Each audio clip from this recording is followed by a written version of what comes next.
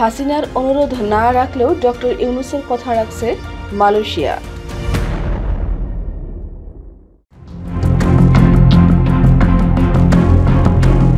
শেখ হাসিনা সরকারের অনুরোধ অগ্রাহ্য করলেও প্রধান উপদেষ্টা ডক্টর মোহাম্মদ ইউনূসের অনুরোধ রাখল মালয়েশিয়া।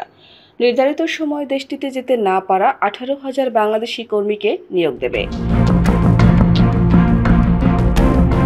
ঢাকা সফরে এসে মালয়েশিয়ার প্রধানমন্ত্রী আনোয়ার ইব্রাহিম তার পুরনো বন্ধু ডক্টর ইউনূসকে পাশে নিয়ে শুক্রবার হোটেল ইন্টারকন্টিনেন্টালে সংবাদ সম্মেলনের ঘোষণা দেন। সব প্রক্রিয়া সম্পন্ন করেও যেতে না পারা 7,000 বাংলাদেশি কর্মীকে নিয়োগ দেওয়া হবে। এ সময় ডক্টর ইউনূস এই সংখ্যা 18,000 বলে আনোয়ার ইব্রাহিমকে মনে করিয়ে দেন। তখন মালয়েশিয়ার প্রধানমন্ত্রী বলেন, প্রথম ধাপে 7,000 জনের যাওয়ার উদ্যোগ দ্রুত নেওয়া হবে, তবে সন্তোষজনক হলে বাকিদেরও ক্রমান্বয়ে নেওয়া হবে। প্রায় 4 বছর বন্ধ থাকার পর 2022 সালের আগস্টে বাংলাদেশি কর্মীদের জন্য খোলে বহুল আলোচিত মালয়েশিয়ার শ্রমবাজার। কর্মী পাঠানোর কাজ পেয়েছিল তৎকালীন 4 এমপি মন্ত্রীর প্রতিষ্ঠান সহ মালয়েশিয়ার সরকারের বাছাই করা 25 রিক্রুটিং এজেন্সি, যেগুলো সিন্ডিকেট নামে পরিচিত। পরে এতে যুক্ত হয় আরও 75 এজেন্সি। মালয়েশিয়া যেতে বাংলাদেশ সরকার কর্মী প্রতি সর্বোচ্চ ব্যয় 78,990 টাকা নির্ধারণ করলেও সিন্ডিকেটে নিয়ন্ত্রক এবং এজেন্সিগুলো 4.5 থেকে 7 লাখ টাকা পর্যন্ত নেয়। মার্কিন গবেষণা প্রতিষ্ঠানের তথ্য অনুযায়ী কর্মী প্রতি ব্যয় ছিল 5,44,000 টাকা।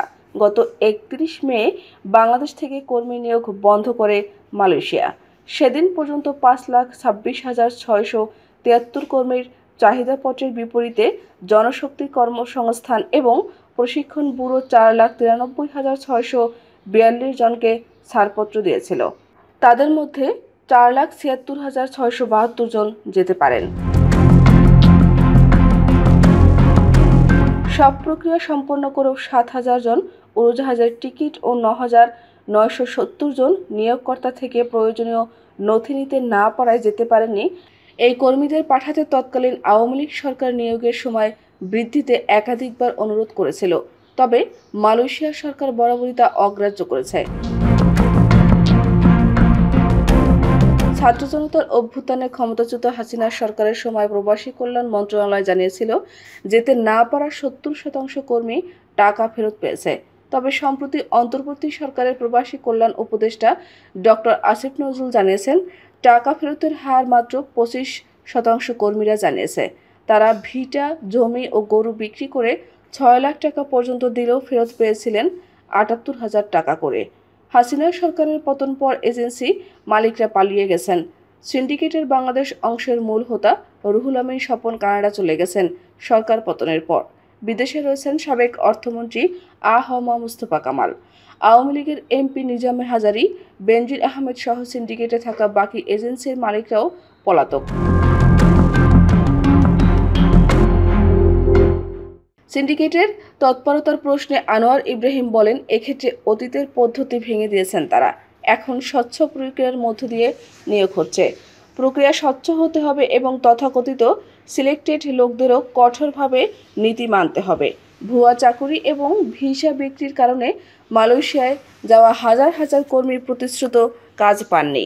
শ্রমিকদের ক্ষেত্রে বিভিন্ন নিয়ম কঠোরভাবে মেনে চলার কথা তুলে ধরেন তিনি বলেন, ওই 18,000 সব ধরনের প্রক্রিয়া অবলম্বন করেছে এবং এটা তাদের দোষ নয়। সুতরাং প্রয়োজনীয় সমন্বয় ও পরিবর্তন করা আমাদের দায়িত্ব। মালয়েশিয়ায় বাংলাদেশি কর্মীদের অনেকে কাজ না পেয়ে মানবতার দিন কাটাচ্ছেন। বৈধতা না থাকায় অনেক দাসে পরিণত হয়েছেন। এ প্রসঙ্গে আনোয়ার ইব্রাহিম বলেছেন, কোম্পানিগুলোর মধ্যে প্রতিযোগিতা আমাদের উদ্বেগের বিষয় নয়। আমাদের মাথা ব্যথা হলো এটা নিশ্চিত করা যে আমরা যে পদ্ধতি নিয়েছি সেটা যেন ঠিকমতো মানা হয়। আমাদের শ্রমিক দরকার এবং তাদের প্রতি যেন আধুনিক দাসের মতো আচরণ করা না হয়।